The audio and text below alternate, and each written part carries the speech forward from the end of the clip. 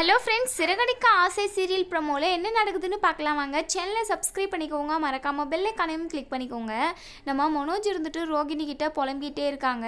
எனக்கு மட்டும் பணம் இருந்திருந்தால் கண்டிப்பாக நான் தனியாக பிஸ்னஸ் பண்ணியிருந்தா கண்டிப்பாக என்னால் முன்னேற முடியும், அந்த நம்பிக்கை எனக்கு இருக்குது. ஆனால் நீங்கள் யாருமே எனக்கு பணம் கொடுத்து உதவவே இல்லை அப்படின்னு சொல்லிட்டு ரொம்பவே புலம்பிக்கிட்டு இருக்காரு. இதெல்லாம் கேட்டால் ரோகிணி இருந்துட்டு ஒரு ஐடியா கொடுக்குறாங்க. இங்கே பாரு மனோஜ், இதுக்கு முன்னாடி ஒரு பொண்ணுக்கிட்ட 27 லட்ச ரூபாய் நீ ஏமாந்தன்னு சொன்னல, அந்த பொண்ணுக்கிட்ட தான் உன்னுடைய கரியரே இருக்கா அப்படின்னு சொல்கிறாங்க. என்ன ரோகிணி சொல்கிற அப்படின்னு சொல்லி மனோஜ் கேட்குறப்ப தான் நம்ம ரோகிணி ஒரு நல்ல ஐடியா கொடுக்குறாங்க.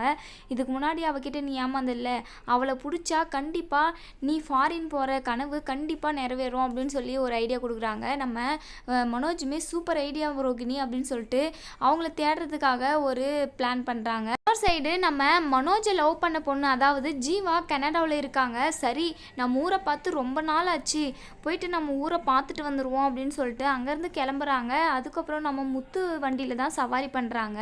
முத்து இருந்துட்டு அவங்க கூட பேச்சு கொடுத்துட்டே வராங்க, பேசிக்கிட்டே வராங்க. எங்கேருந்து வரீங்க நீங்கள் அப்படின்னு எல்லாம் சொல்லி கேட்குறாங்க நம்ம முத்து. அதுக்கு ஜீவா சொல்கிறாங்க, நான் கனடாவிலேருந்து வரேன் அப்படின்னு சொல்கிறாங்க. நம்ம முத்து இருந்துட்டு யோசிச்சுட்டே இருக்காங்க. ஒரு வழியாக அவங்களையும் ட்ராப் பண்ணிவிட்டு வீட்டுக்கு போயிடுறாங்க. ரோகிணியும் மனோஜும் வீட்டில் சொல்லிக்கிட்டு இருக்காங்க, அந்த பொண்ணை கண்டுபிடிச்சி அவகிட்ட இருந்து பணத்தை வாங்க போகிறோம் அப்படின்னு சொல்லிக்கிட்டு இருக்காங்க. அப்போ தான் நம்ம முத்து வராரு. என்னடா பேசிக்கிட்டு இருக்கீங்க அப்படின்னு சொல்லி கேட்குறாங்க. நம்ம மனோஜ் இருந்துட்டு விஷயத்த சொல்கிறாங்க.